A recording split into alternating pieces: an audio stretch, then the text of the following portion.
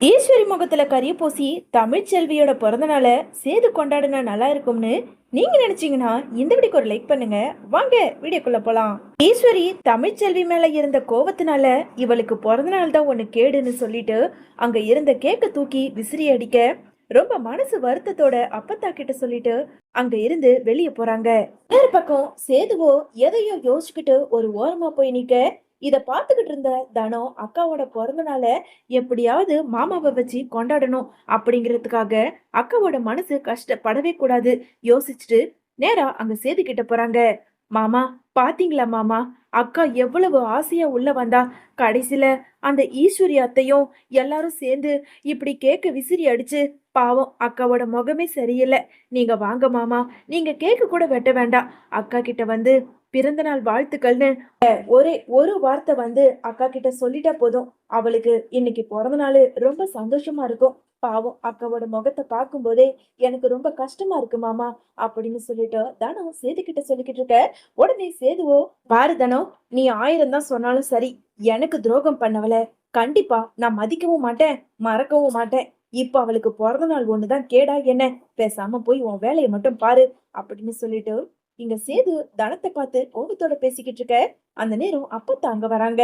ஏயா சேது, அவதான் சின்ன பொண்ணு, அவ வந்து உன்கிட்ட எந்த அளவுக்கு கெஞ்சிக்கிட்டு இருக்கா, நான் தெரியாம தான் கேக்குறேன். அப்படி என்னதான் உனக்கு தமிழ்ச்செல்வி பெரிய துரோகத்தை பண்ணிட்டா? அவ எந்த துரோகத்தையும் பண்ணலையா, நீதான் அவ மேல இருக்க கோபத்துல அவளை நீ தப்பாவே பாத்துக்கிட்டு இருக்க. உண்மையா சொல்ல போனா அவ மேல உனக்கு அம்புட்டு பாசம் இருக்கு.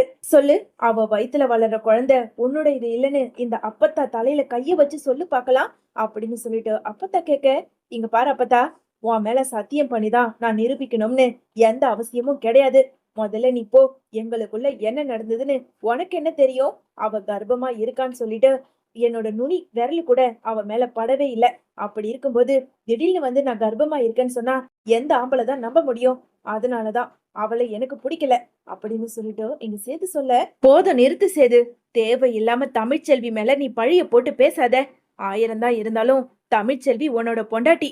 அவ மேல இருக்க கோவத்துல அவ வயித்துல இருக்க குழந்தைய நீ தப்பா பேசாத. நீ என்ன சொன்னாலும் சரி, அவ வயித்துல வளர குழந்தை உன்னோட இதுதான்.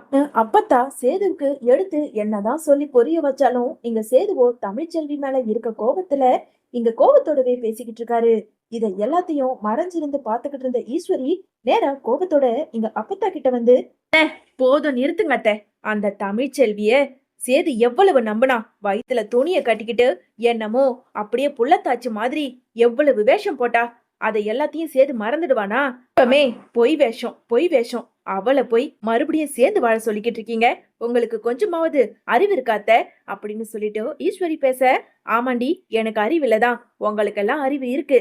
எங்க அந்த தமிழ்ச்செல்வி இந்த வீட்டுக்குள்ள மறுபடியும் சின்ன மருமகளா வந்துட போறாளோன்னு உங்களுக்கு அம்புட்டும் பயம். அதனாலதான் ஆசை ஆசையா நான் என் பேத்தியோட பிறந்த நாளை கொண்டாடுறதுக்காக கேக்கு வாங்கிட்டு வந்தா அத கொஞ்சம் கூட மனசாட்சி இல்லாம தூக்கி விசிறி அடிக்கிற.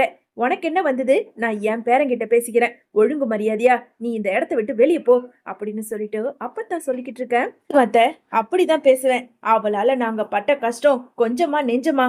ஏன், உங்க புள்ள ராஜாங்க மாமா கூட தான் அவ்வளவு கஷ்டப்பட்டாரு, உயிருக்கு போராடிக்கிட்டு இருந்தாரு. எல்லாத்துக்கும் காரணம் அவளை போய் மறுபடியும் வீட்டுக்குள்ள சேர்க்கணும்னு சேது கிட்ட பேசிக்கிட்டு இருக்கீங்க. முடியவே முடியாது அப்படின்னு சொல்லிட்டு இங்க ஈஸ்வரி சொல்லிக்கிட்டு இருக்க. இதை எல்லாத்தையும் பொறுத்துக்க முடியாம கேட்டுக்கிட்டு இருந்த பக்கத்துல இருந்த தனமும், போத நிறுத்துங்க அத்தை, நானும் சின்ன பொண்ணு, இந்த விஷயத்துல தலையிடக்கூடாதுன்னு எவ்வளவுதான் பொறுத்து போய்கிட்டு இருக்கிறது. என் அக்கா கெட்டவதான், கெட்டவளாவே இருந்துட்டு போகட்டும், என்ன பண்றது? என் அம்மா அப்பா செஞ்ச தப்புனால என் அக்கா இப்ப தண்டனையை அனுபவிச்சுக்கிட்டு இருக்கா. எத்தனையோ தடவை அக்கா எடுத்துதான் சொன்னா நான் என்னால நடிக்க முடியாதுன்னு.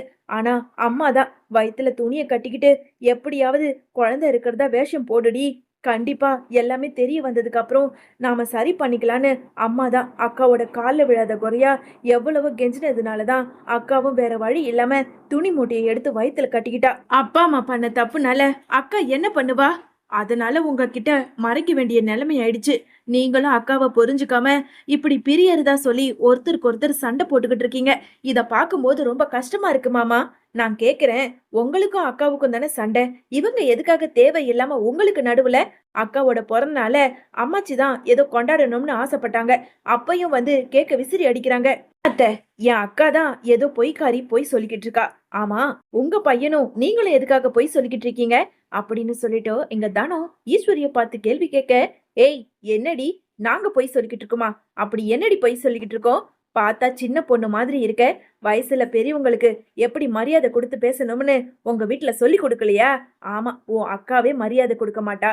உனக்கு மட்டும் எங்க இருந்து மரியாதை தெரிஞ்சிட போகுது? வாயை முடிக்கிட்டு இங்க இருந்து போ அப்படின்னு சொல்லிட்டு ஈஸ்வரி சொல்ல, என்ன துரத்துறதுலயே இருக்காதீங்க. ஆமா, காட்டுக்குள்ள இருந்து அக்கா மருந்து கொட்டைகளை எடுத்துக்கிட்டு வரும்போது உங்க பையன் போசு தானே அக்காவை பின்னாடி வந்து கட்டையால தாக்கி அந்த மருந்து கொட்டைகளை திருடிக்கிட்டு போனது. திருடிக்கிட்டு வந்துட்டு மாமா கிட்ட நல்ல பேர் எடுத்துட்டு இப்போ வந்து எல்லார்கிட்டயும் பொய் சொல்லிக்கிட்டு இருக்கீங்க. உங்க பையன் தான் உயிரை காப்பாத்துனதா.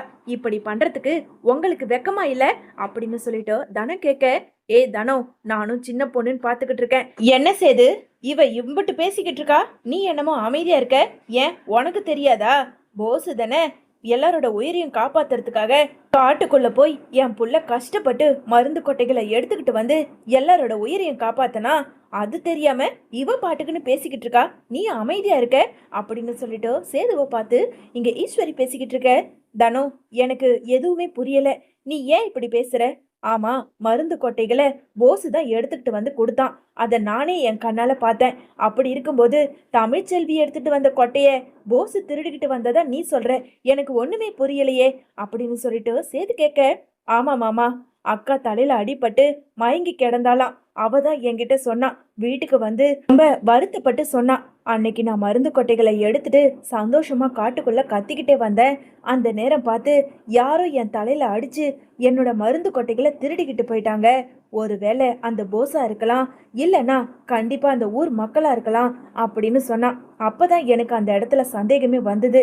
கண்டிப்பா இந்த ஊர் மக்கள் இந்த மாதிரி ஒரு கேடுகெட்ட வேலையை பார்த்தே இருக்க மாட்டாங்க. இந்த போஸா தான் இருப்பாரு அப்படின்னு சொல்லிட்டு இங்க தனம் பேச, உடனே இங்க அப்பத்தா இருந்துகிட்டு, தனம், எனக்கு என்னமோ நீ சொல்றதுதான் சரிங்கிற மாதிரி படுது. ஏய் ஈஸ்வரி, உண்மைய சொல்லு. உன் பொல்ல போஸ் தான் காட்டுக்குள்ள போய் அந்த மருந்து கொட்டைகளை எடுத்துக்கிட்டு வந்தானா? யார்கிட்ட போய் சொல்லிக்கிட்டு இருக்க? அத்தை, என்ன அத்தை, என்னையும் நம்ப மாட்டீங்க, என் புள்ள போஸையும் நம்ப மாட்டீங்க. இப்படியெல்லாம் நீங்க நம்பாம இருக்காதீங்க அத்தை அப்படின்னு பதட்டத்தோட திக்கி திணறி ஈஸ்வரி சொல்லிக்கிட்டு இருக்க.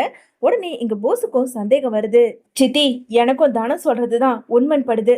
தனம், உன் அக்காவை போய் இங்க கூட்டிட்டு வா அப்படின்னு சொல்ல, இதோ கூட்டிட்டு வர மாமா அப்படின்னு சொல்லிட்டு கொஞ்ச நேரத்துல தமிழ்ச்செல்வியை அழைச்சுக்கிட்டு சேதுக்கிட்ட வந்து நிக்கிறாங்க நம்ம தனம்.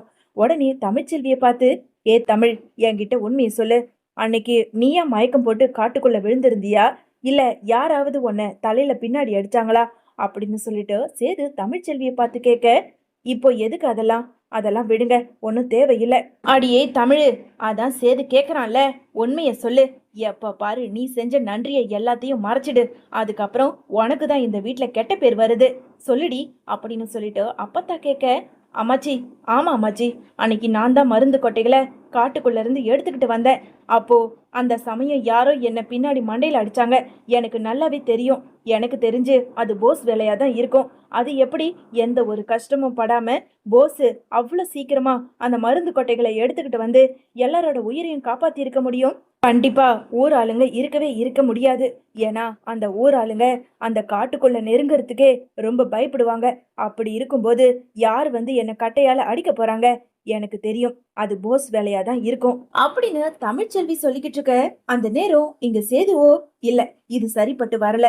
எந்த பக்கம் உண்மை, எந்த பக்கம் நியாயம் இருக்குன்னு கண்டிப்பா இது தெரிஞ்சாகணும். சித்தி, நீங்க போஸ கூப்பிடுங்க அப்படின்னு சொல்லிட்டு ஈஸ்வரி கிட்ட சொல்ல, இங்க பாரு சேது, இப்போ எதுக்காக நீ போஸ கூப்பிட சொல்ற? அப்போ இத்தனை வருஷமா உன்னை தூக்கி வளர்த்த என்ன நீ நம்பல, என் புள்ளைய நீ நம்பல, நேத்து வந்தவ இந்த தமிழ்ச்செல்வியை நீ நம்புற, அம்புட்டு தானே அப்படின்னு சொல்லிட்டு ஈஸ்வரி கேட்க, அடியே கேடு கெட்டவளே, முதல்ல உன் புள்ளைய கூப்பிடு. உன்ன மாதிரியே உன் புள்ளைய வளர்த்து வச்சதுனாலதான் இப்போ வரைக்கும் அவன் மேல எங்களுக்கு நம்பிக்கையே வரல. யார் செஞ்ச நன்றியே யார் நல்ல பேர் வாங்கிட்டு போறது? முதல்ல கூப்பிடுடி. அதான் சேது சொல்றான்ல.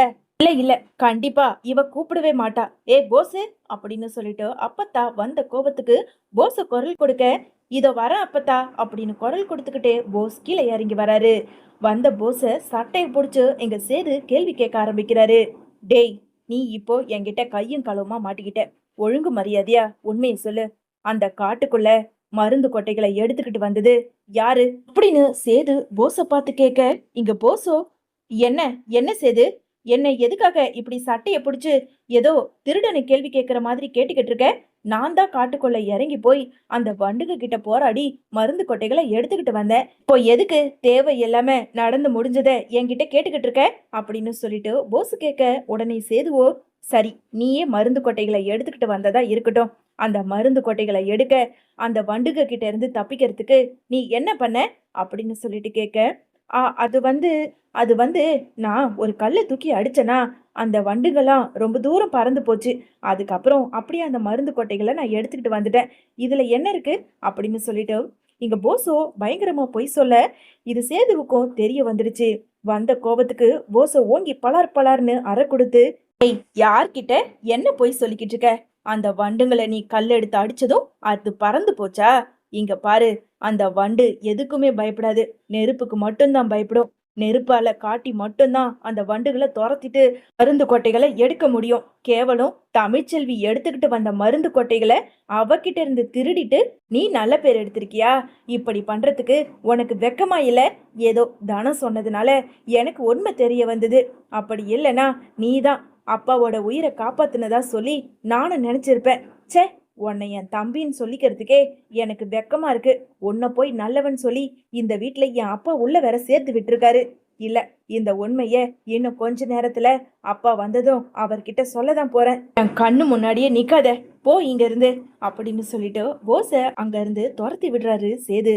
இன்னொரு பக்கம் இங்க ஈஸ்வரியோ, போஸு வசமா மாட்டிக்கிட்டோம். இப்போ மாமா கிட்ட வேற சேது சொல்லிடுவான் போல இருக்கு. அதுக்கப்புறம் பழைய மாதிரி நம்மள இந்த வீட்டை விட்டு வெளியே துரத்திடுவாரு போல. என்ன பண்றதுனே தெரியல. அம்மா, நீ எதுக்காகம்மா பயந்துகிட்டு இருக்க? எல்லாத்தையும் நான் சமாளிச்சுக்கிறேன், நீ பேசாம வா அப்படின்னு சொல்லிட்டு போஸும் ஈஸ்வரியும் அங்க இருந்து போறாங்க. இன்னொரு பக்கம் அப்பத்தாவோ, பாத்தியாடா தமிழ்ச்செல்வி எவ்வளவு பெரிய காரியத்தை பண்ணி வச்சிருக்கா பாரு. என்னதான் அவன் நல்லது செஞ்சாலும் இந்த வீட்டுல இருக்க யாருக்குமே தெரிய மாட்டேங்குதுடா. அப்போ தமிழ்ச்செல்வி எடுத்துக்கிட்டு வந்த மருந்து கொட்டைகளை தான் அந்த போஸ் பொய் சொல்லி எடுத்துக்கிட்டு வந்து நம் புள்ள ராஜாங்கத்தோட உயிரை காப்பாத்தி இருக்காடா. இவ தாண்டா இந்த வீட்டு குலதெய்வம். இவளை போய் அந்த ஈஸ்வரி எவ்வளவு அசிங்கப்படுத்தி பேசுறா. இவளோட பிறந்த நாளை கொண்டாடக்கூடாதுன்னு எம்புட்டு காரியத்தை பண்ணிருக்கா. சேது, தமிழ்ச்செல்விய பாரியா, அவ மனசு எம்புட்டு கஷ்டப்பட்டு எவ்வளவு நொந்து போயிருக்கா பாரு. அவளுக்கு நீ ஒரு கேக்கு வாங்கி வெட்டலைன்னா கூட பரவாயில்ல, அவகிட்ட ஒரு பிறந்தநாள் வாழ்த்துக்களாவது சொல்லு அப்படின்னு அப்பத்தா சொல்ல, ஓ தமிழ்ச்செல்விய பார்த்து, இங்க பாரு தமிழு, நான் கூட அந்த போஸு தான் மருந்து கொட்டைகளை எடுத்துக்கிட்டு வந்து என் அப்பாவோட உயிரை காப்பாத்துனான்னு நானுமே தப்பா நினைச்சிட்டேன். நீ எதுக்காக இப்படி சொல்லாம விட்ட? இல்லைங்க, எனக்கு அந்த நேரத்துல மாமாவோட உயிர் காப்பாத்தப்பட்டதுன்னு மட்டும்தான் எனக்கு சந்தோஷமா இருந்ததே தவிர இதை நான் வெளியே சொல்லி பிரச்சனையை கிளப்பணும்னு எனக்கு தோணவே இல்லை.